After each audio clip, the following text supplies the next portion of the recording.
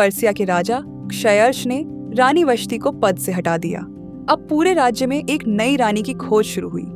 एक यहूदी युवती एस्तेर महल में लाई गई। वह सुंदर और नम्र थी। राजा ने उसे देखा और प्रसन्न हुआ। राजा ने एस्तेर को सब स्त्रियों से अधिक प्रिय जाना और एस्तेर रानी बनाई गई। रानी एस्तेर का संरक्षक मर्दकय राज दरबार के फाटक पर बैठता था। एक दिन उसने 2 अधिकारियों को राजा को मारने की साजिश करते सुना। मर्दकय ने एस्तेर को बताया और उसके कारण राजा की जान बच गई। राजा ने हामान नामक व्यक्ति को बड़ा पद दिया। सब लोग उसके आगे झुकते थे, पर मर्दकय नहीं झुका। हामान क्रोधित हुआ और उसने राजा से कहा, एक जाति ऐसी है, वे राजा के नियमों को नहीं मानते।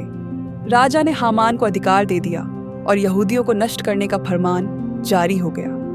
यहूदियों ने विलाप किया। मर्दकय ने एस्तेर से कहा, तू शायद इसी समय के लिए रानी बनी है।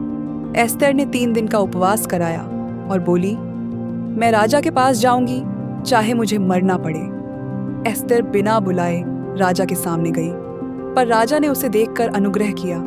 राजा ने रानी एस्तेर की ओर कृपा दृष्टि की। एस्तेर ने राजा और हामान को भोज के लिए बुलाया। दूसरे भोज में एस्तेर बोली, हे राजा, मेरी जान और मेरे लोगों का जीवन मुझे दिया जाए, क्योंकि हमें नाश करने का आदेश दिया गया है। राजा चौंक गया। किसने ऐसा किया? यह दुष्ट हामान। राजा क्रोधित हुआ और हामान को उसी फांसी पर लटका दिया गया जो उसने मर्दकय के लिए तैयार की थी। राजा ने एस्तेर और मर्दकय को अधिकार दिया। एक नया फरमान जारी हुआ।